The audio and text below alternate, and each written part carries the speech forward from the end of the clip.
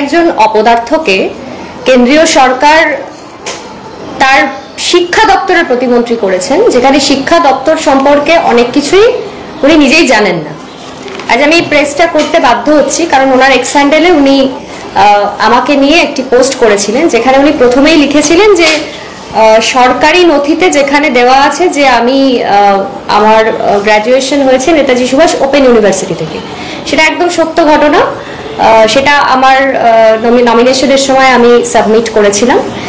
পাশাপাশি তিনি বলেছেন যে বিধানসভায় যেই তথ্যটা উনি পেয়েছেন, বিধানসভার কোনো বইতে, সদস্য পরিচিতি বই, সেখানে লেখা আছে নেতাজি সুভাষ ওপেন ইউনিভার্সিটি এবং কলেজ হচ্ছে গোয়েঙ্কা কলেজ। এই যে সেটার প্রমাণ, যেটা আমি বিধানসভায় সাবমিট করেছিলাম। কিন্তু দুর্ভাগ্য যে ওনার এটা জানা নেই যে প্রত্যেকটা ওপেন ইউনিভার্সিটির একটা করে স্টাডি সেন্টার থাকে।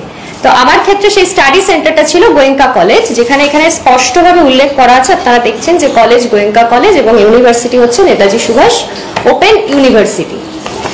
এইটা হলো আমার মার্কশিট গ্র্যাজুয়েশনের। এবং তার সাথে উনি বলছেন কোন একটা প্রার্থী পরিচিতিতে উনি দেখেছিলেন যে সেন্ট পলস কলেজের উল্লেখ আছে। অবশ্যই সেটাও ঠিক যে আমি সেন্ট পলস কলেজে পড়তাম, সেখানকার আমি প্রাক্তন ছাত্রী ছিলাম, কিন্তু কোনো কারণে সেন্ট পলস কলেজ থেকে আমি আমার গ্র্যাজুয়েশনটা কমপ্লিট করতে পারিনি।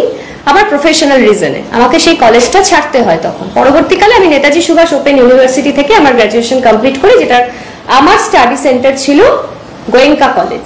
তো যেই তথ্যগুলি উনি তুলে ধরেছেন সবটাই কিন্তু সত্য। তার পাশাপাশি উনি বলেছেন যে আমি নাকি মিথ্যাচার করেছি, আমি নাকি কারচুপি করেছি আমার নথি ডিক্লারেশনে।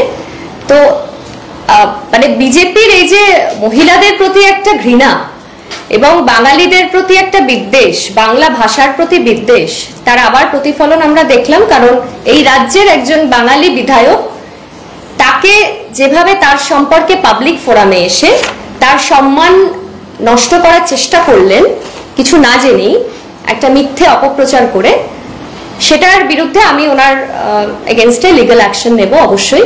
এবং তার পাশাপাশি সোনারপুর দক্ষিণ সহ গোটা রাজ্যে বিজেপি এই যে রাজনৈতিকভাবে দেউলিয়া হয়ে গেছে, ওনার সদস্য পদ চলে গেছে, কেন্দ্রীয় মন্ত্রী সেটাও হাফ প্যান্ট, ফুল প্যান্ট ওনার কপালে জোটেনি।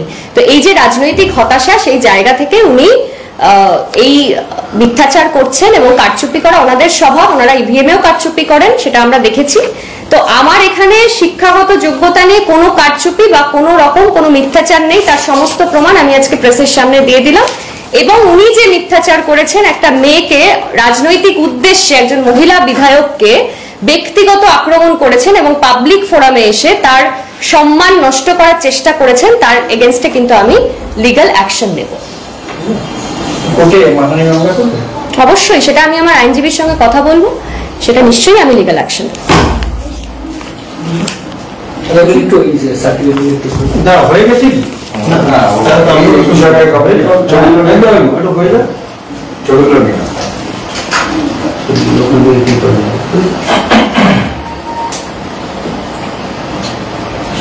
প্রশ্ন ওইটা হয়ে যাবে।